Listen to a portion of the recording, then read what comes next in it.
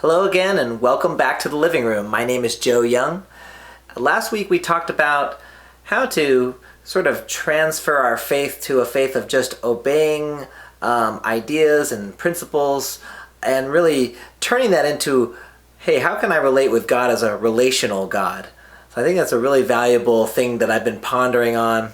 How can we relate with God? And one of the things that came to me was, hey, invite God into your everyday, your living room, your home. And the importance of the home is the topic of today. The importance of making your home something intentional, bringing God into the living room. Don't underestimate the value of that daily check-in with your family. So I wanted to talk to you today about what we can do to make our homes something that God could be part of, and just a little commentary about that topic. A home spiritual life. A living room ministry, if you will. Actually, that's really tied into why the living room ministry was created. For a long time I've been trying to get my daughter into music, and it doesn't seem to be catching. I'm a musician, but no matter what I show her, I'll show her the Bee Gees, I'll show her this and that and the other, and she doesn't seem to like it very much. In fact, she tells me to turn it off, But if it's Baby Shark, it's okay. But just, actually I'm putting this story at the top of the message, but it just happened today, earlier this morning. My daughter was wearing a Beatles shirt that we got her, and she started to ask questions. Who are these guys on this shirt? I said, well, it's a rock band. They're called the Beatles. And she's like, oh, rock band. I love this shirt. I love this band. She didn't even know what she was talking about. I love this band. I said, yeah. I said, they have great music. So she asked me, well, what kind of song is it? Sing it. And I sang, all you need is love. Thinking that would be cute enough for a 4-year-old. All you need is love, love, love is all you need.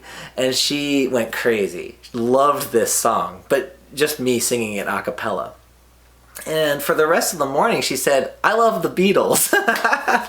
Now, we kind of planted that, right? Because she had the Beatles shirt on. But it was kind of getting me to think about how powerful it is. The clothes we wear, the everyday things we're seeing, actually kind of seeps into our lives. What are our kids and what are we ourselves seeing and exposed to all the time is kind of getting in to our subconscious.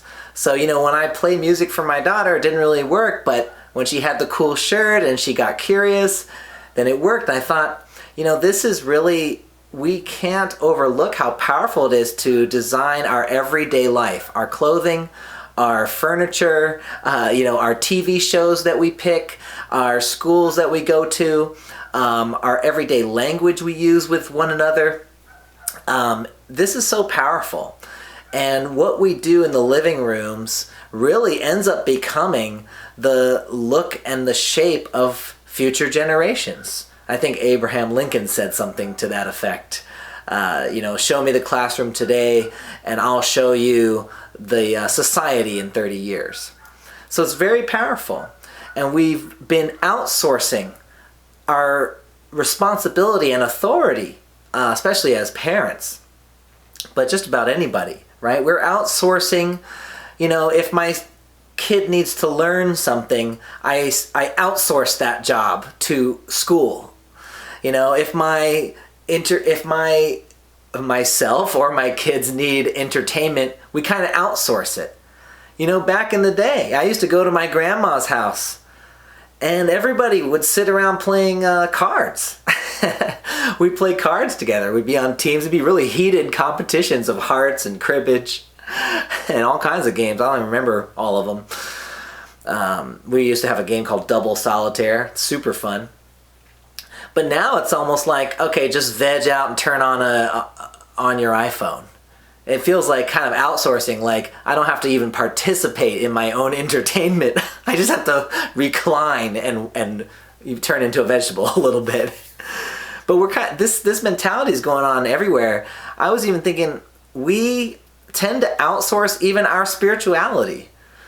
It's a lot of people I know, they sort of place it all on whatever church they belong to or whatever they grew up in, and it's, if they don't uphold good, moral practices, then, oh, to heck with all this spiritual stuff. They just throw the whole spiritual bucket out, not realizing no, I'm sorry, it doesn't matter if you belong to a certain denomination or a certain thing and it didn't work out or whatever, it's still our responsibility to grow our spirit, to grow our character, to grow internally, as it were. And, an example that came to my mind was, imagine if you're lending money to a friend, or you're buying this friend lunch every day for a year, Oh, don't worry, I got the money. I'll lend it to you. Lunch is on me. And then maybe a year later you'd get fed up. And you'd be like, look, I think it's time you buy lunch, I think I've been doing it too much. Even if that was the case, you wouldn't say, hey, friend, I'm hungry and it's your responsibility to make sure I get fed. You'd get angry at the friend. You'd tell him, hey man, it's time for you to buy a round of something. But you wouldn't go starving yourself, would you? I mean, would you starve yourself? Because it's like, well, it's their job to finally buy me a sandwich. If not, I'm gonna fast. It's common sense, well, at the end of the day, it's my job to cook a sandwich or cook a meal or do something. Buy a Lunchable at a gas station. That's what I did today to try to get something for Alex. But a lot of times we're outsourcing the spirituality.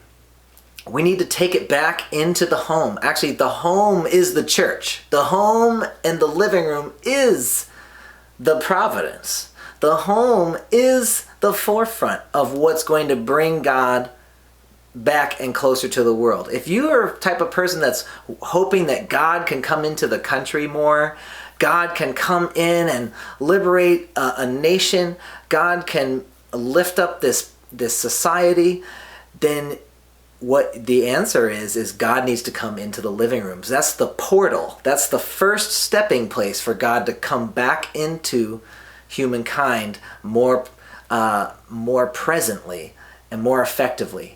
The home, the living room. And why is that? Because God operates on a system of unconditional love, and He meant for us all to learn about that love through the love of parents. Doesn't that make sense? Who better than the parents? Now, I know there's lots of parents out there that are not perfect, right? I'm one of them, and a lot of them had lots of failings.